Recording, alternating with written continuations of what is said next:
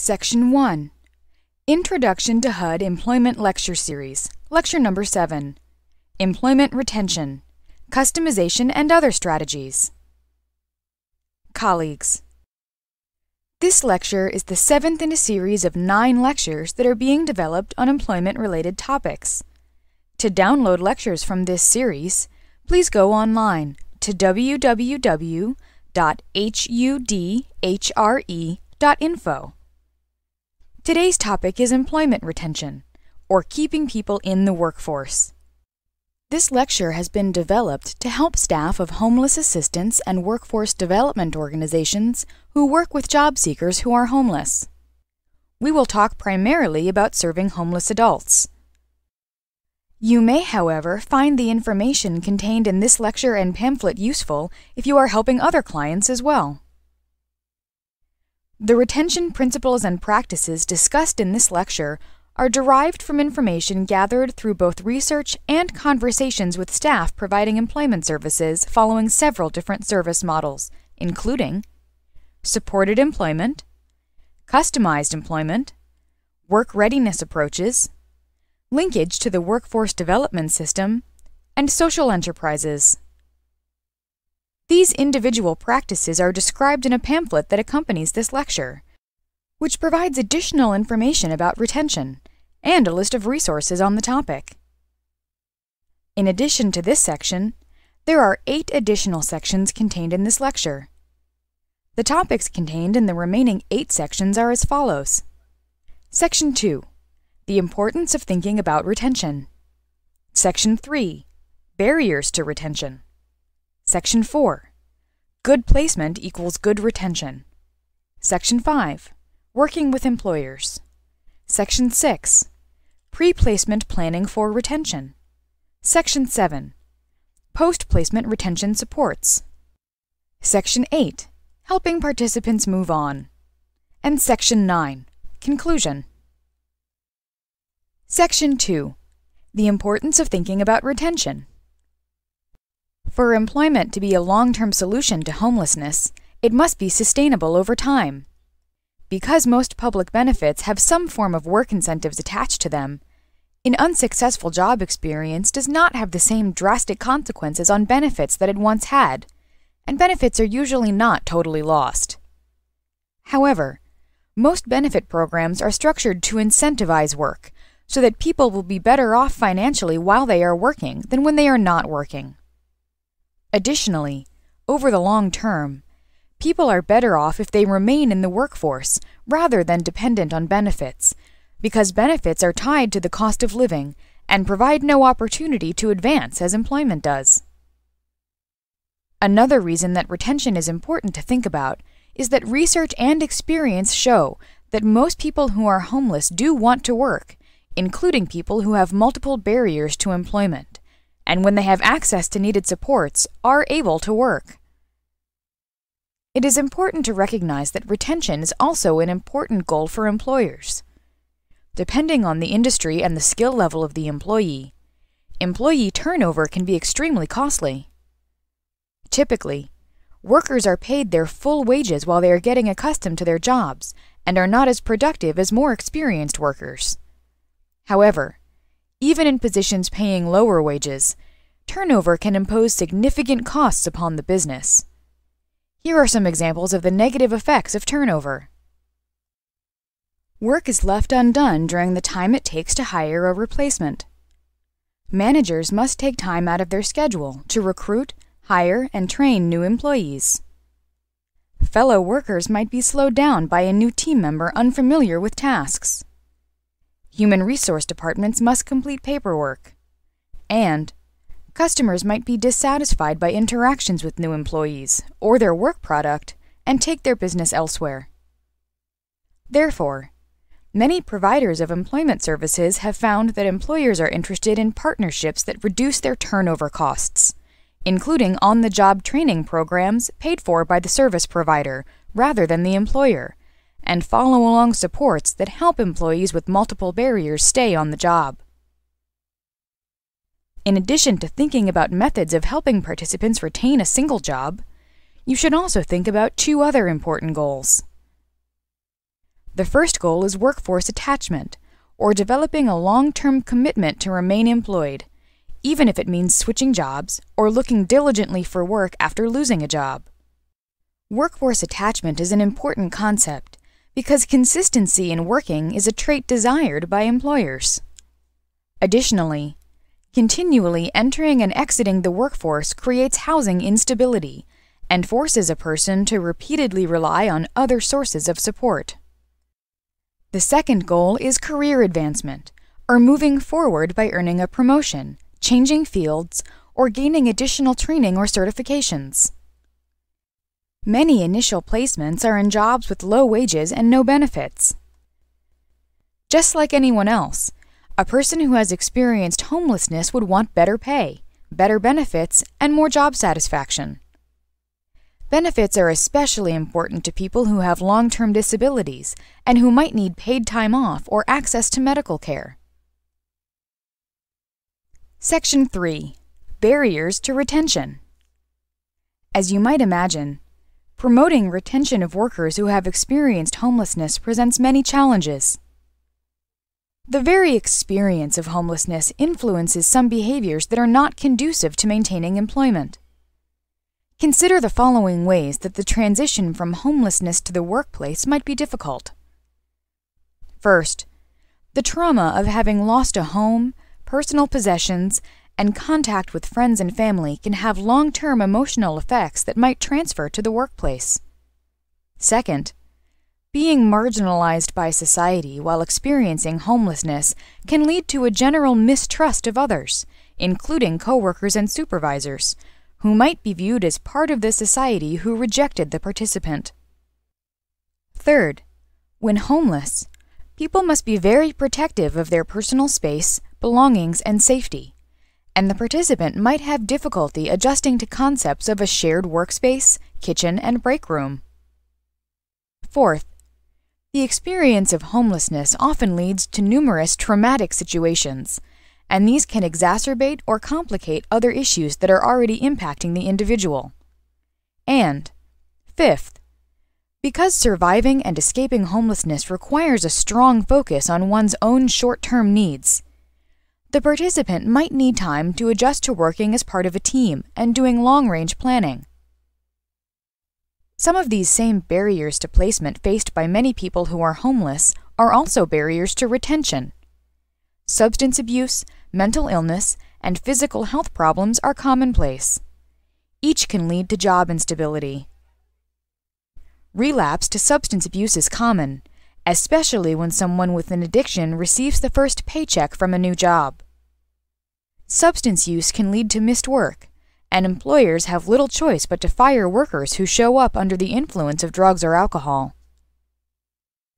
Due to the cyclical nature of many mental illnesses and co-occurring disorders, participants might suffer a relapse of psychiatric symptoms that can lead to missed work or inappropriate job behaviors.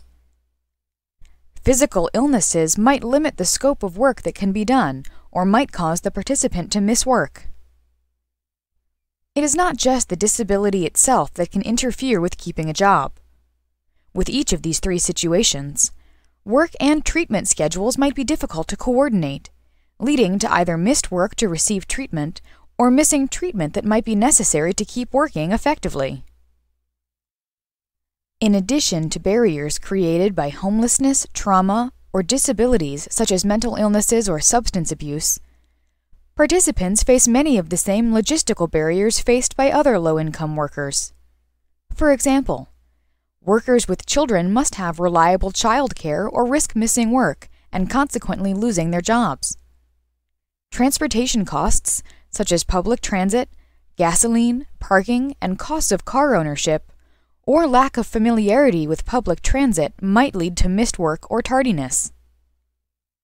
While many individuals overcome the types of barriers that we have been discussing, many employers have preconceived notions about the abilities of people who have been homeless.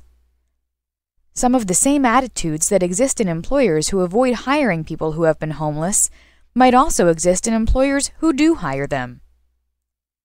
Some programs have noted that employers might be willing to take advantage of hiring incentives, such as welfare to work or veteran hiring programs, but that they do not think of employees hired under these programs as viable long-term employees.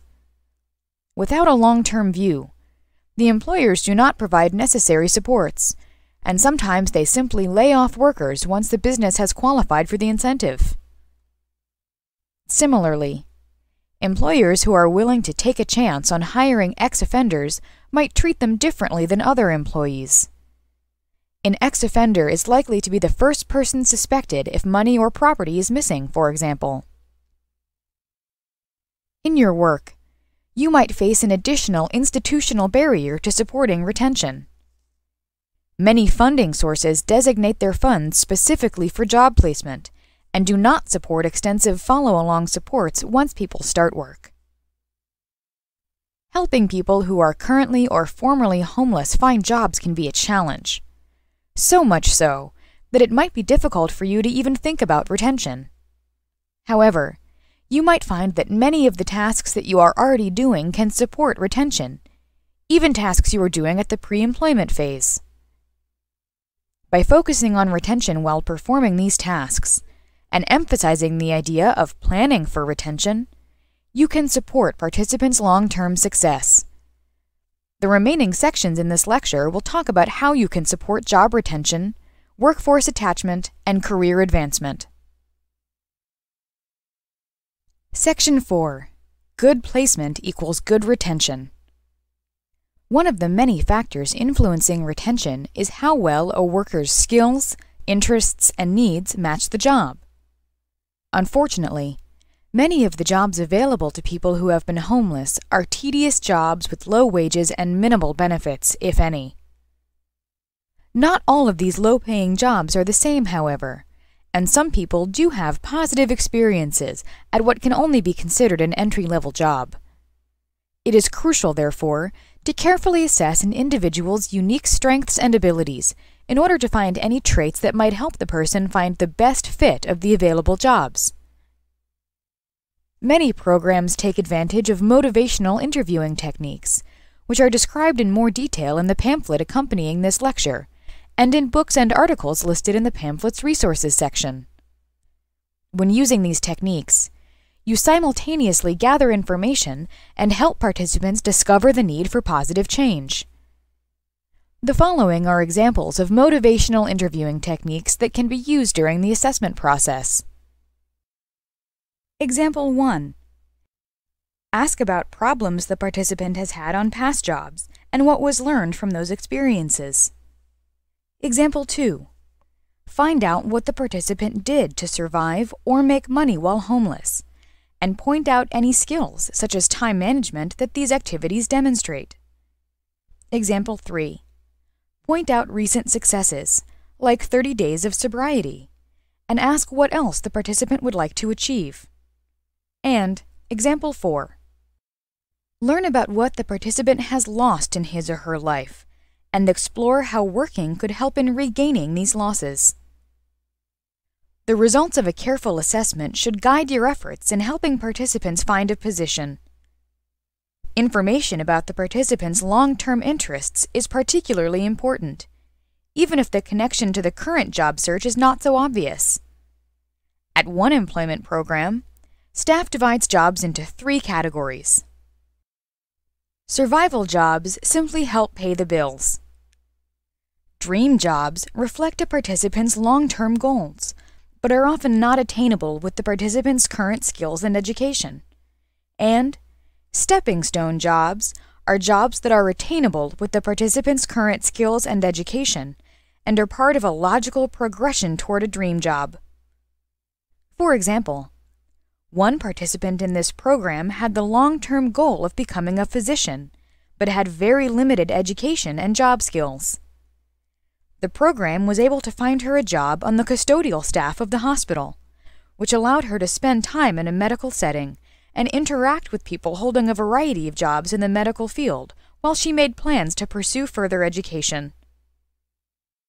Linking to the local workforce development system provides an excellent means of helping participants find employers in fields that are more interesting to them.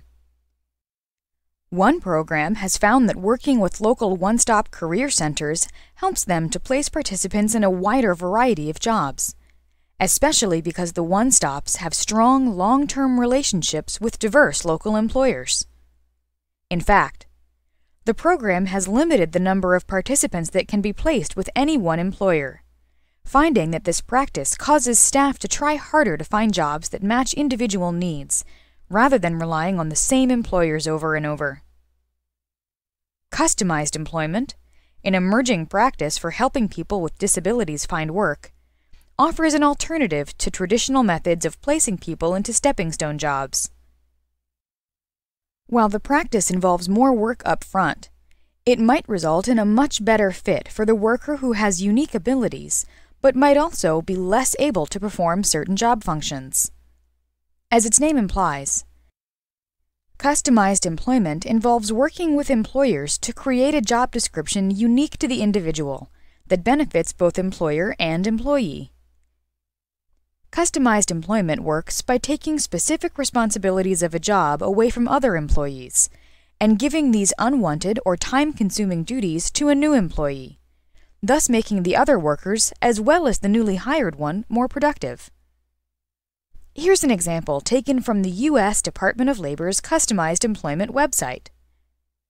A large department store hired Scott, a job seeker with a disability, after several informational visits by his personal representative, Shayna, who negotiated a new way for the store to handle merchandise delivery. Originally, store clerks unloaded and repackaged new merchandise. Shayna suggested that the job seeker perform this task. This customized job freed the clerks to spend more time serving customers. As a result, sales increased. Whatever methods you use, remember to think about the goals of job retention, workforce attachment, and career advancement when you look for employment opportunities and when you discuss them with participants. Section 5. Working with employers. Employment programs rely upon building relationships with employers to facilitate job placement, but relationships with employers are also important to retention. As mentioned earlier, sometimes employers are willing to hire people with special needs, but are not as committed to keeping them as employees over the long term. To promote retention, the message that you should be conveying to employers is that the job candidates you represent can not only help them meet their short-term hiring needs, but also can become valuable members of their workforce. Finding out employers' hiring needs also presents the opportunity to use some of the principles of customized employment. Helping the employer identify job duties that could be reassigned away from current employees to a new employee to improve productivity creates opportunities that might not have existed without the discussion. Employment programs have taken numerous approaches to gaining long-term commitments from employers. Some programs offer to provide support to the employer's human resources department, but find that employers want to treat program participants just like any other employee. Other employers express genuine interest in learning how to hire and support employees more effectively, including those who have special needs or identified barriers. Some of the issues that affect program participants, such as substance abuse and mental illnesses, are frequent causes of employer concern and affect people throughout the workforce. One approach to developing a relationship between a program participant and an employer is to use an internship. Some programs use available funding to place participants in internships, in which they gain on-the-job training and get to know supervisors and coworkers. Employers who hire someone who has completed an internship already have an idea of the person's abilities and needs, and make a commitment to keeping the person in their workforce. One program director estimated that as many as 25% of the program's internships led to permanent positions. Internships can also open negotiations for customized job descriptions if a participant demonstrates competency in certain job functions. Another option is the supported job site, in which the program staff is present to provide supports to workers who have special needs. The employer benefits by having what is essentially a temp agency within its own workforce at a much lower cost than traditional temp agencies. Participants benefit by being able to demonstrate their abilities while working alongside coworkers who do not have special needs. Both internships and supported job sites require extensive commitments from employers and a source of funding. However, less elaborate methods, such as the following, can be used to gain long-term commitments from employers. Invite employers to give presentations at your program. Ask employers for input into developing the training you offer participants, so that the employer feels some ownership of the training, and participants develop skills needed by the employer. Collect testimonials from employers who have been happy with the work of program participants. And, for your program's business needs, such as maintenance, copying, lawn care, and catering, use vendors that employ participants. Depending on the type of employment services your program provides, you might discover other ways of reaching out to employers. For example, a social purpose restaurant that hires people who have been homeless invites guest chefs from local restaurants to work alongside with participants, and the chefs often hire away the people they meet. Programs that cooperate with the local workforce development system often have access to employers that have ongoing relationships with one-stop career centers. In addition to cultivating relationships with employers, you can also help to ensure participants' long-term employment success by educating employers about the types of accommodations that they can offer to employees with special needs. Often, employers are unfamiliar or inexperienced with accommodating the types of disabilities, such as mental illnesses, frequently found among people who are homeless. The pamphlet accompanying this lecture lists some materials that could be useful in this area. Section 6. Pre-placement planning for retention. Most of your work relating to retention will take place with participants rather than employers, because employers are primarily interested in having workers who are capable of doing the work they are assigned. Even if your program's funding limits the amount of work that you can do with participants once they have been placed into jobs, you can help boost retention with activities prior to placement. Many of the services that you might already offer, such as training in soft skills and skills for specific jobs, support retention by preparing people for greater success in the workforce. However, specific planning for retention with each participant can help prepare each individual for work based on his or her unique needs and abilities. Planning for retention requires that you and the participant address some of the barriers to retention discussed earlier in this lecture. Make sure that you have addressed logistical barriers such as the following. For participants who need childcare, planning for retention includes applying for subsidized childcare and finding providers who offer childcare at needed times, particularly for people who will be working overnight, evening, or weekend shifts. For people who are not comfortable with public transit or driving into unfamiliar areas, planning for retention might involve practicing getting to work on time. Make sure that people have any clothes, shoes, and tools that they need for work.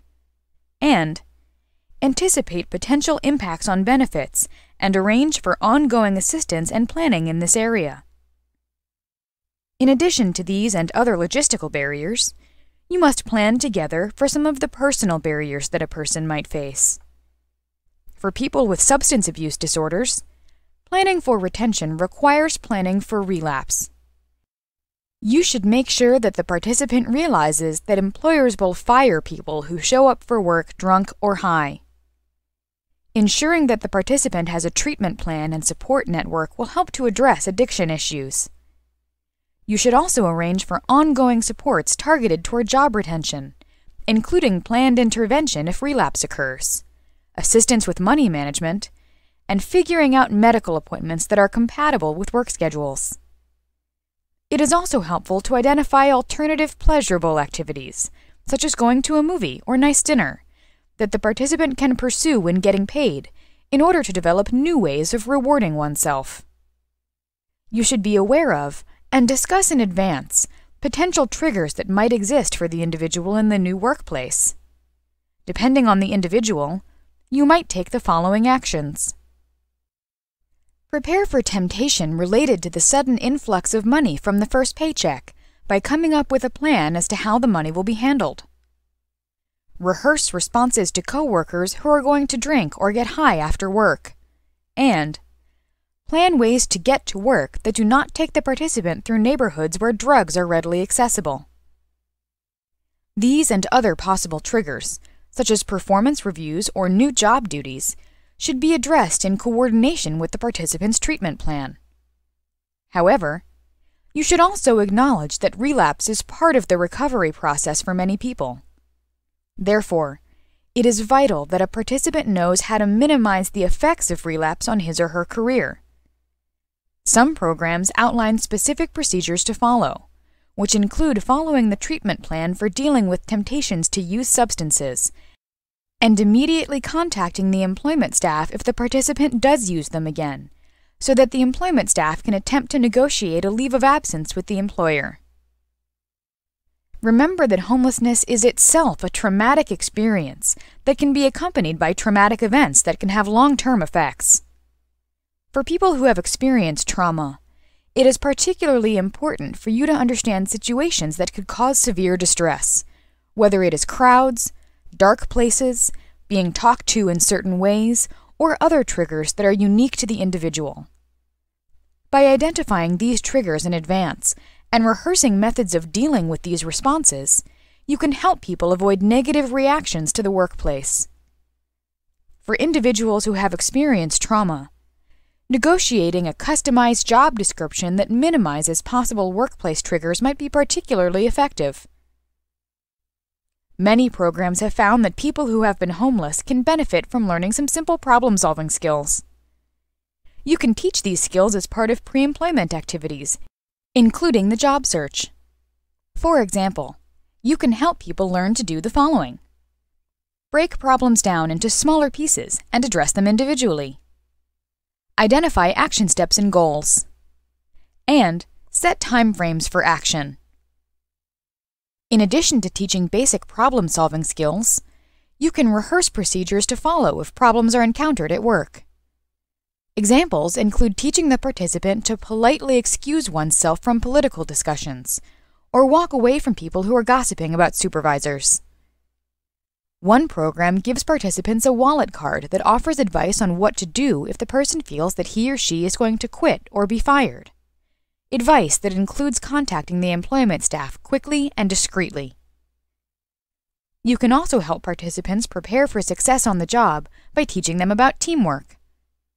As noted earlier, escaping homelessness often requires putting one's own interest above all else, while succeeding on the job usually requires working as a member of a team.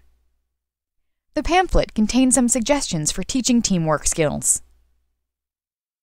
In addition to planning for a participant's unique attributes, you should also base your planning on the job's unique attributes by helping the participant to learn about the workplace's culture and help to ensure that the participant will learn to fit in. The following are examples of workplace culture that a participant should understand. Whether to address supervisors or coworkers by first name. The amount of conversation with coworkers that is expected. The types of language and levels of formality that are appropriate, and unwritten rules about making personal phone calls or taking coffee breaks.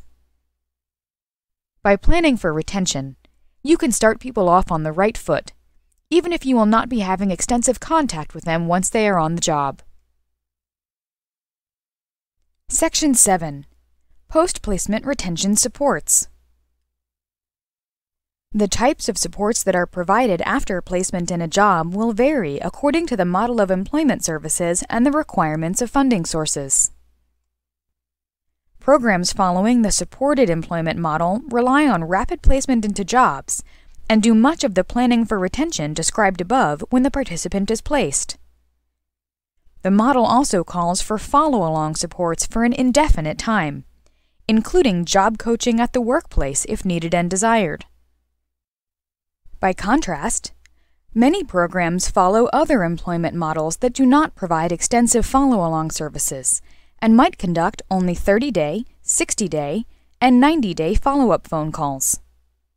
Often, This lack of follow-up is a practical matter, because the programs are funded for placement services and not follow-up. However, some programs have found ways to use different sources of funding for pre-placement and post-placement services. Here are some examples. One program uses state workforce funds for pre-placement services and county social services funds to provide follow-along services. Another program has received a foundation grant that supports the salary of a staff member who helps program alumni change jobs or advance in their careers. A third program uses funds from the State Department of Vocational Rehabilitation to provide follow-along services. The same program partners with a local mental health services provider to offer counseling to participants who are working. And some social enterprises are able to use fees or revenue charged through the course of doing business to provide retention support, as well as active job coaching and supervision. If possible, try to schedule routine times for follow-up, with more frequent contact in the first few weeks of work. You can use formal tools for tracking worker skill and capability development, like those referenced in the pamphlet accompanying this lecture. Additionally, just as you can use motivational interviewing during the placement stage, you can use the same techniques to conduct an ongoing assessment of issues that could impact job retention. The following are some of the topics that can be discussed in ongoing assessments. 1. The participant's assessment of how well he or she is fulfilling job duties. 2. How well job duties match the participant's interests. 3. Whether the participant is developing any new skills or interests. 4. Logistical barriers, such as childcare or transportation, needing further work. 5. Interpersonal conflicts in the workplace. 6. Stress in the workplace and coping mechanisms that are possible and used. 7. The effects of work on personal or family life. 8. Whether the participant's motivation to work is increasing or decreasing. And 9. The level of motivation to advance in the workplace. Based on what you learn from discussions with the participant, you might decide that the participant needs additional supports, such as mental health or substance abuse counseling, help with transportation or childcare, or additional skills training. If you learn that the participant is having problems with supervisors or coworkers, you can reinforce some of the skills taught for avoiding and resolving conflict, or, with the participant's permission, offer to meet with the participant's supervisor. Ensuring that supports are available in the community, rather than only in an office setting, is helpful both in responding to immediate needs and for longer-term interventions.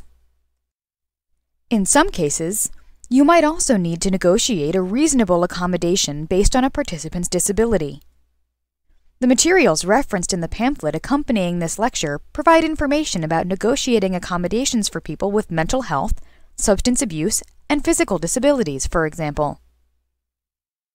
If your ongoing assessments reveal that a participant is thriving at some job functions and struggling with others, you might consider, with the participant's permission, trying to negotiate a customized job description with the employer that takes advantage of the participant's strengths. Even if you cannot provide these more intensive follow-along services because of funding issues, informal follow-up can still be helpful. Many programs encourage participants to keep in touch on an informal basis after they begin work, reminding them that they can call the office if they need job-related support. They might even use items donated to the program, such as gift cards, as an incentive to have people meet with staff to discuss how work is going. Program alumni, that is, participants who are working and might or might not be actively using the program supports, are often an excellent resource for participants who are new to the workplace. Here are some ideas for involving alumni. Hold a regular job success club in which participants who are working can meet for mutual support, help with problems at work, and general career advice. Host monthly or quarterly social events for alumni, which both helps to form supportive relationships among alumni and allows staff to keep in touch and remind alumni that they can come back for services if their housing or employment situation is threatened. And start a mentoring network so that alumni who are more established in their careers can provide one-on-one support to people who have just entered or returned to the workplace. Whether you provide intensive follow-along services or follow up on an informal basis, identifying areas of job strengths and weaknesses and helping to make sure that the participant receives supports that meet his or her evolving needs can help keep the participant in the workforce. Section 8. Helping participants move on. While you can provide services to help a participant retain a job, you should anticipate that at some point, a person will be leaving that job, either voluntarily or involuntarily. Working for a single company for long periods of time is no longer the norm in today's workforce, and for people who have seen a lot of change in their lives, moving between jobs probably will seem normal. As noted earlier, workforce attachment, or working regularly over long periods of time, is an important goal for programs providing employment services to people who are homeless. One way to promote workforce attachment is to ensure that participants know how to conduct a job search and where they can go for help with computer searches, resumes, cover letters, setting up interviews, and the like. When helping participants with applying for jobs, playing a supportive role and teaching, rather than doing, key tasks will help the participant down the road. Familiarizing participants with local one-stop career centers is a great way to prepare people for changing jobs. On an individual basis, workforce attachment means helping people leave jobs on the best terms possible and keeping them motivated to look for new work, even if the experience has been negative. Make sure that participants know the basics, such as providing notice, thanking one's supervisor for the experience, briefly stating the desire to pursue opportunities, and asking for a reference. When a person is terminated, you can also help the participant make the most out of a bad situation, encouraging the participant to find out what went wrong and using it as a learning experience. Depending on the circumstances, the employer might even be willing to provide a reference regarding the person's strengths. Regardless of the circumstances under which the person left the job, following up with some motivational interviewing can help the participant discover areas in which change might be necessary and identify desired characteristics for future jobs, such as schedule, job duties, and physical setting. Even more important than workforce attachment is career advancement. Discussions with the participant can identify motivations for advancement, such as the desire to make more money, have better benefits, do something that is more interesting, feel more productive, help others, or take more pride in one's work. Using motivational interviewing techniques, you can help the participant identify characteristics that are needed to advance and steps to take, such as learning new skills, changing attitudes at work, or volunteering for certain duties. You can also help a participant develop self-representation skills that can help with a promotion with a current employer, or moving on to a better job elsewhere.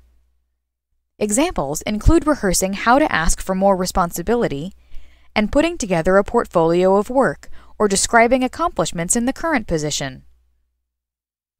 Keep in mind that a person's career interests and goals change over time, as do their skills, housing situation, personal responsibilities, financial obligations, and support needs. Therefore, there is a need for ongoing vocational assessment that supports the participant to refine goals and aspirations as personal situations, skills, and interests change and evolve. The pamphlet contains references to tools that can be used to track these changes over time and adjust plans accordingly. Many programs have seen the rewards of focusing on workforce attachment and career advancement when successful alumni visit their programs and tell them about their new jobs, the new businesses they have started, their new cars, or buying a first house. Section 9. Conclusion. Today's lecture has focused on employment retention. In addition to retaining a single job, Retention includes workforce attachment and career advancement. Regardless of the type of model your program follows for providing employment services, and whether or not your program has funding for formal follow-along services, there is much that you can do to promote retention. The key principles for supporting retention are to thoroughly analyze the barriers that a person will face to retention, both personal and logistic, and come up with a comprehensive plan to address these barriers. Also, using motivational interviewing techniques, you can help to identify a participant's desired job characteristics and motivate the individual to take the steps necessary to secure and keep that job. By paying careful attention to placement, you can improve retention. You should make sure that the participant is prepared for entering the workforce and will know how to react in certain situations, including getting outside assistance when necessary. Having specific plans for workforce triggers of substance abuse and trauma are critical for people facing these issues, while most participants can benefit from general advice in problem solving, teamwork, and avoiding conflict. There is also much that you can do to prepare participants for getting ahead in the workforce by ensuring that they know how to ask for more responsibility, seek advancement within a company, and apply for new jobs by building on positive work experiences. This concludes today's lecture.